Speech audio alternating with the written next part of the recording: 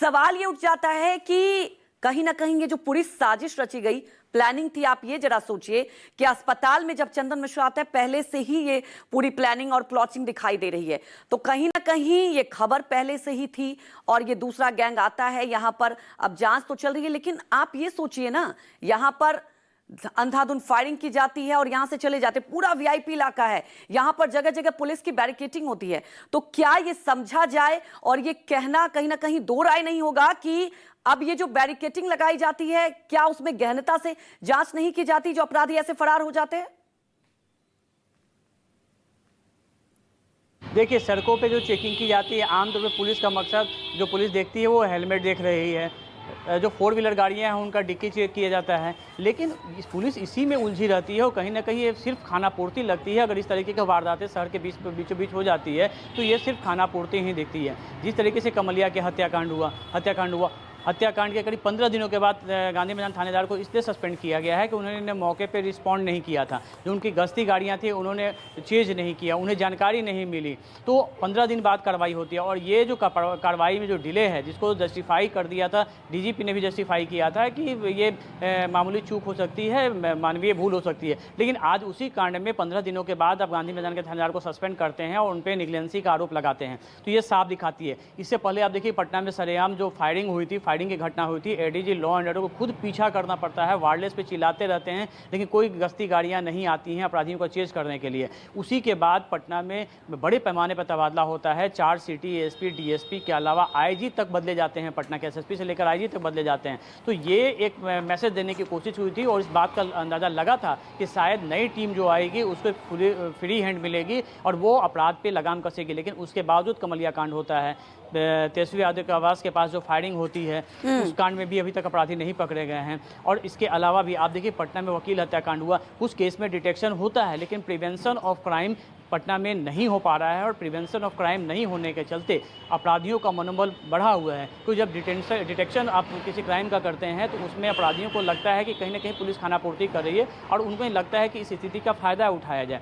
तो वही स्थिति का फ़ायदा आज देखने को मिल रहा है साफ तौर पर। पुलिस मुख्यालय कल ही एडीजी हेडक्वार्टर ने कहा था कि हम शूटरों का एक डाटाबेस तैयार करेंगे, अलग अलग जिलों में तैयार होगा और वही डाटाबेस बिहार में देश में पहले तरीके का ये डाटाबेस होगा। लेकिन कल वो शूटरों के डाटाबेस तैयार करने की बात करते हैं और आज वही उन्हीं 5 शूटर ने मिलकर इतनी बड़ी वारदात को अंजाम दे दिया है। तो ये सीधे तौर पे चुनौती है और ये चुनौती बिहार पुलिस को, न सिर्फ पटना पुलिस बल्कि बिहार पुलिस को है। बिल्कुल बड़ी चुनौती है ये पूरी बिहार पुलिस को लेकर, प्रशासन के ऊपर। आप हमारे साथ बने रहिए, जरा हम आपको दिखाते हैं और आप ये देखिए, वीडियो देखिए। ये वीडियो आपको इसलिए दिखा रहे हैं कि कितने बेखौफ होकर, ये ऐसा देख के लग रहा है इस गैंग का सबसे ज्यादा यहां पर सरगना है अपराधी। 1 2 3 और देखिए 4 और ये 5 में। हालांकि और सबने कैप लगाया होता है, लेकिन ये जो सबसे फ्रंट पर होता है, जरा आप देखिए कि कितने बेखौफ होकर यहां पर ये घुसता है और सीधे आईसीयू वार्ड में चला जाता है। ऐसा लगता है कि कोई कहने वाला नहीं, किसी का डर नहीं, किसी का खौफ नहीं, पूरे एक्शन के साथ यहां पर एंट्री होती है। हाथ में आप देखिए यहां पर कैसे, जेब में यहां पर पिस्टल और सभी, जी हां, सभी आरोपियों के पास, देखिए अपराधियों के पास एक, जो 5 अपराधी हैं उनके हाथ में पिस्टल है।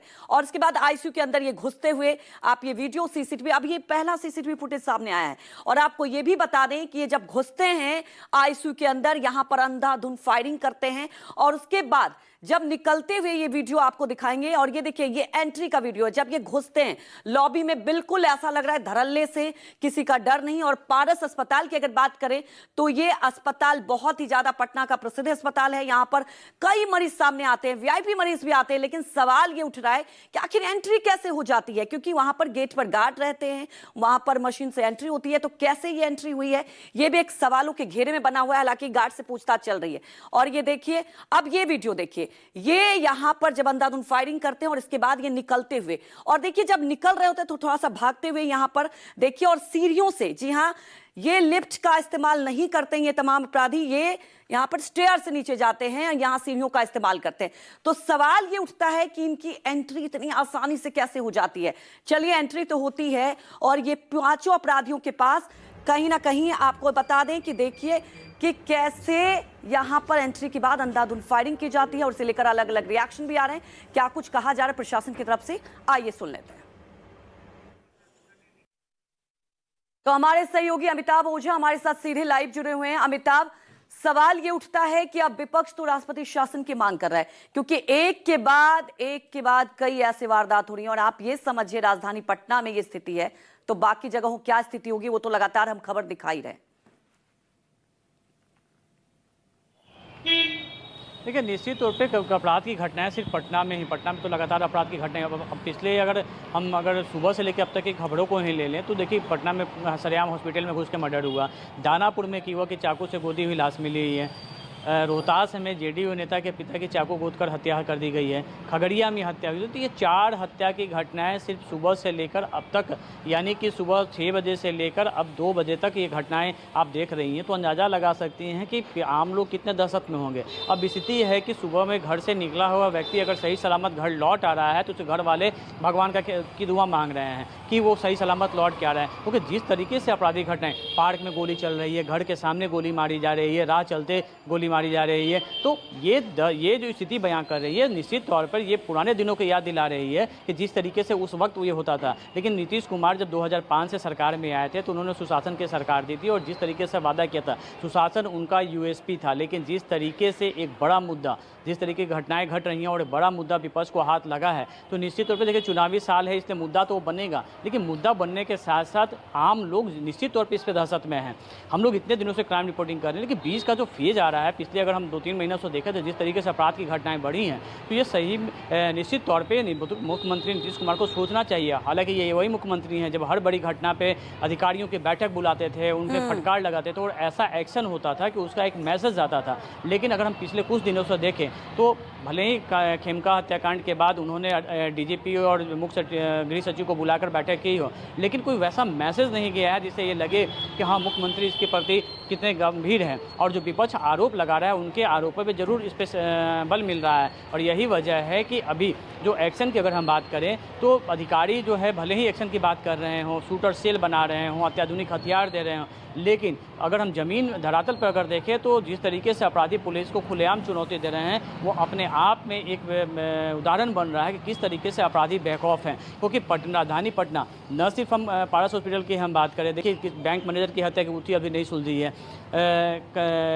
रुपेश हत्याकांड जो पटना के इतना चर्चित था, जिसमें कि चार्जशीट दाखिल हुआ और उसके लिए होम मिनिस्टर का अवार्ड तक मिल गया, लेकिन बाद में सारे आरोपी कोर्ट से बरी हो जाते हैं। खेमका के बेटे गुंजन हत्याकांड की बात करें तो सारे आरोपी कोर्ट से बरी हो जाते हैं। तो ये दिखाता है कि अगर पकड़े भी जाते हैं तो सिर्फ कानूनपूर्ति होती है। स्पीडी ट्रायल 2005 से 2010 तक नीतीश कुमार ने करवाया था और उस वक्त जो डीजीपी ने कराया था, अगर स्पीडी ट्रायल में दोषियों को सजा मिलती तो आज ये स्थिति नहीं होती। और बड़े अपराधियों पर जब कार्रवाई होती है तो छोटे अपराधी निश्चित तौर पर डर जाते हैं, लेकिन जब किसी पे कार्रवाई नहीं होती है तो उनका मनोबल बढ़ जाता है, जो बिहार में हर इलाकों में देखा जा रहा है। मामूली सी विवाद में भी गोली चल रही है, चाहे वो छपरा की घटना ले ले, इसको हेडमास्टर की हत्या हुई, या फिर हाजीपुर की घटना ले ले, 2 युवकों की वहाँ गोली मारी गई। इन तमाम घटनाएं दिखाती हैं कि किस तरह से अपराधी बैकऑफ हैं और उन्हें प्रशासन का कोई भय नहीं है।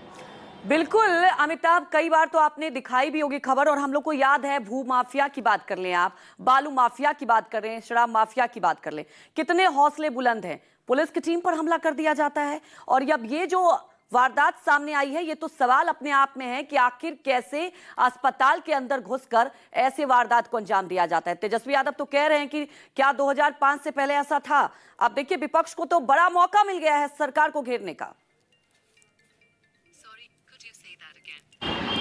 निश्चित तौर पे विपक्ष भी इस पर घेरेगी ही सरकार को, क्योंकि विपक्ष को इसी बात पे प्रधानमंत्री जब भी बिहार आते हैं तो जंगल राज याद दिलाने की बात करते हैं, जंगल राज के दिनों को याद कराने की बात करते हैं। तो आज जिस तरीके से हालात बन गए हैं तो विपक्ष को तो बोलने का मौका निश्चित तौर पे मिला है कि वो इस पर सवाल करेंगे। देखिए, अगर बिहार सबसे बड़ा जो कारण इस पूरे पुलिस के एक्शन को लेकर होता था, कहीं ना कहीं उनके मनोबल में कमी आई है।